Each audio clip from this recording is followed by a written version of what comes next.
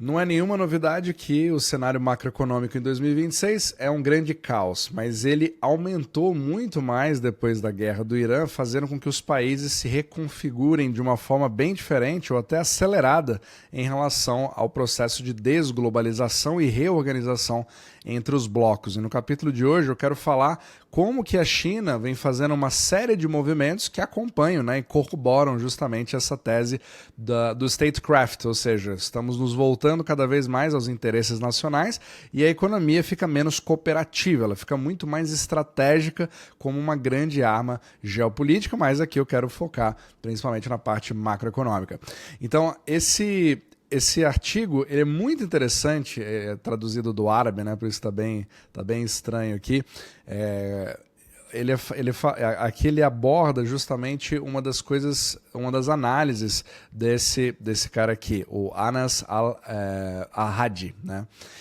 Anas al-Hadi, que é um especialista em petróleo. Aliás, ele tem um Substack muito bom, falando ali sobre todos os movimentos. Ele quebra uma série de narrativas em relação ao Estreito de Hormuz, etc., ao petróleo, às reservas, o que está acontecendo, ao gás natural, etc. Então vale muito a pena. Então aqui ele teve um ponto muito interessante que fala sobre como que o fechamento do Estreito de Hormuz evidenciou ali várias mudanças no comportamento dessas grandes potências em relação à segurança energética. Então, ele fala aqui, é muito interessante como a gente já sabe uma parte, mas em relação a como que a China, na verdade, veio se preparando há vários anos para poder ter uma reserva grande, porque ela sabia do calcanhar de Aquiles em relação ao estreito, né? Justamente porque ela depende bastante dele, tem todo um acordo ali com o Irã para pegar petróleo mais barato, tem toda aquela discussão, né, do petro-yuan, etc., toda aquela história que a gente já abordou em vários capítulos, mas aqui ele traz um contexto bem interessante de que a China, na verdade, ela está acumulando cada vez mais, apesar do preço mais alto. Mas para a gente entrar nos detalhes aqui e ver também as outras medidas, antes de mais nada, se você gosta desse tipo de conteúdo sobre mecânica monetária, né, na verdade nesse caso geopolítica, mas a gente falando principalmente de como o fluxo de capital influencia absolutamente todos os mercados nesse exato momento, nesse caos aqui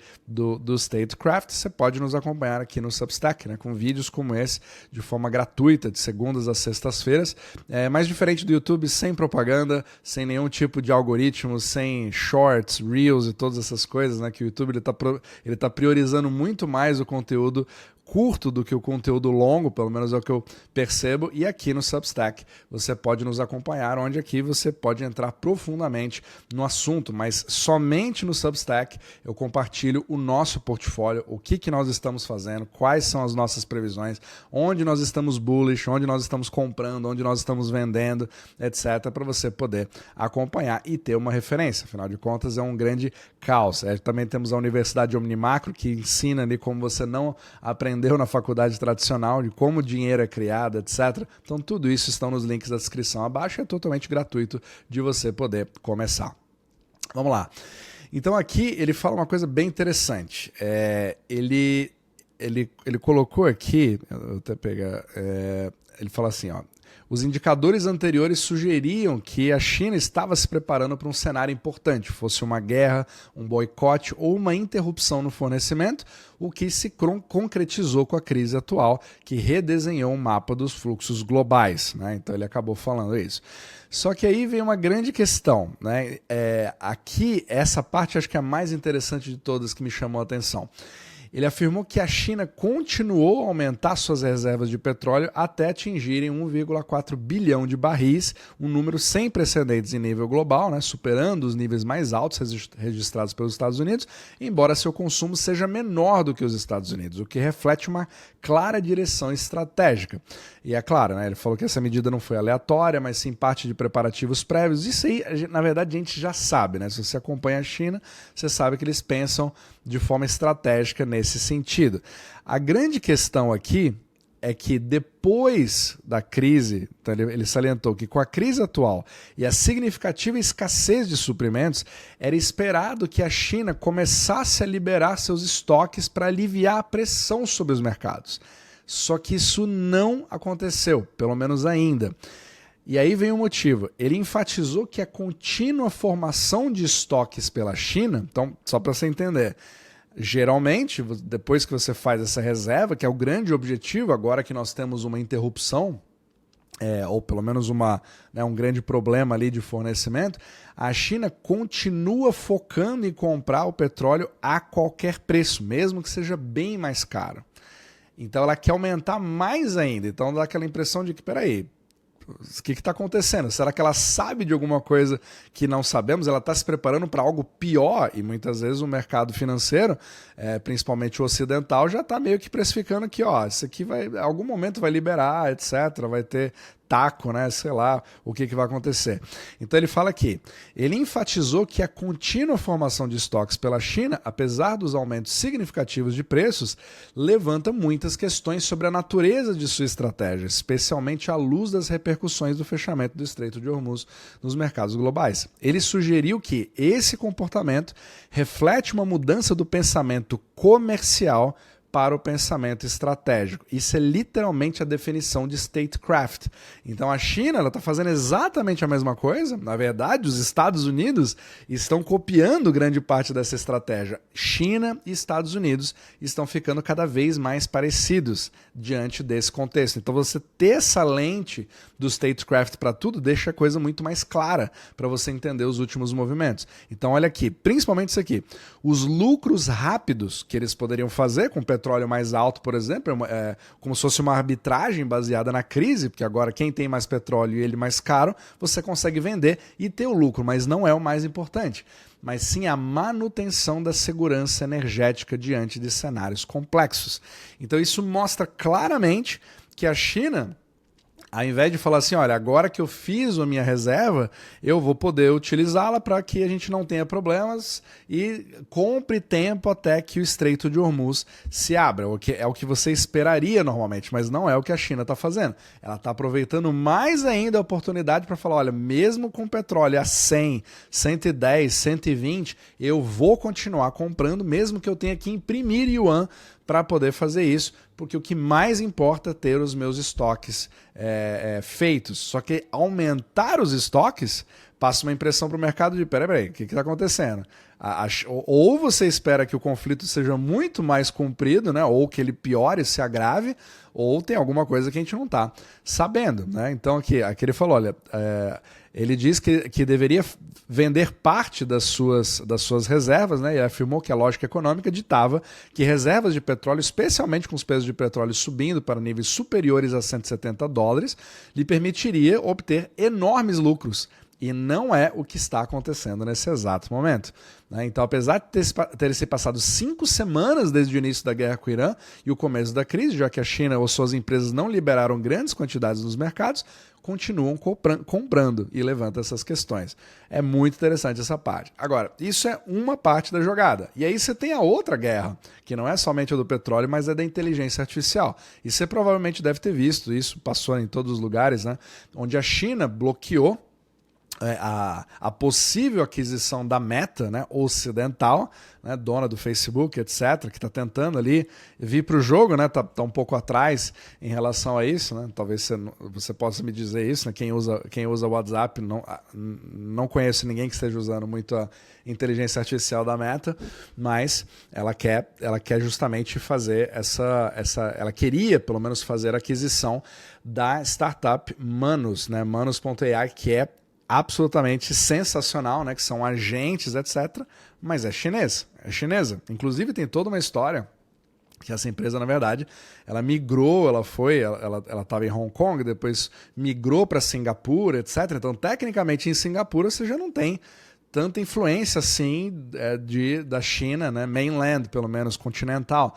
Mas a China barrou essa aquisição e aí até teve proibição de viagem. Tudo está acontecendo nesse exato momento. Então, assim, vai ser interessante a gente ver isso porque literalmente é o grande foco das únicas nações do mundo que tem a possibilidade de de estar na frente nessa batalha ali da inteligência artificial, que são a China e os Estados Unidos. Então, ver essa barreira de aquisição, etc., vai se tornar uma coisa cada vez mais comum, né? Também na guerra ali, os drones que não são exportados mais, que um país não quer depender do outro, então você vê cada vez mais esse tipo de coisa. Agora, se a gente voltar agora para os gráficos, né, uma parte mais macroeconômica, você também tem a terceira batalha ali da China com a sua própria economia, que continua sendo o real estate. Então isso aqui é um índice, né, mostrando os preços das propriedades residenciais na China, e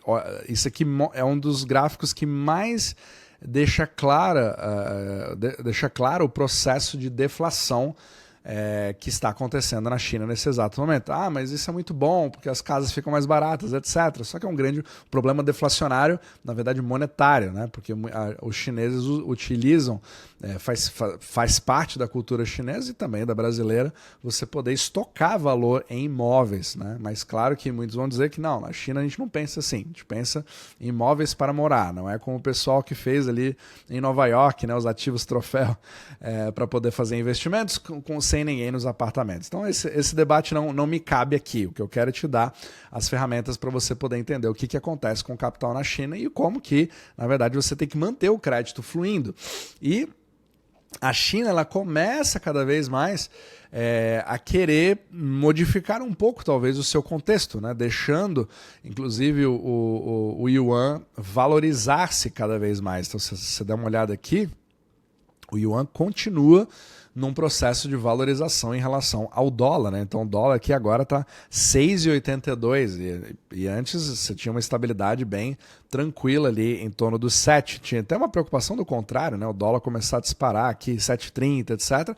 E agora ele vem caindo bastante. A pergunta que fica é, né, até que ponto isso vai ser interessante para a China, porque ela sempre mantém numa determinada faixa, e o carro-chefe são as exportações. Então, quanto mais o tempo passa e mais você tem essa valorização do yuan, você tem esse problema na exportação. Por outro lado, você tem o desejo de transformar o yuan numa reserva regional, num mundo multipolar de valor, etc., que vai concorrer com o dólar, todas aquelas coisas que a gente já vê, né? Mas que quem sabe, quem acompanha esse podcast sabe da complexidade de você querer fazer alguma coisa nesse sentido, quando você entende como funciona o sistema euro-dólar, né, os dólares fora dos Estados Unidos, que são necessários, são o sangue para você poder criar essa valoração ou esse controle.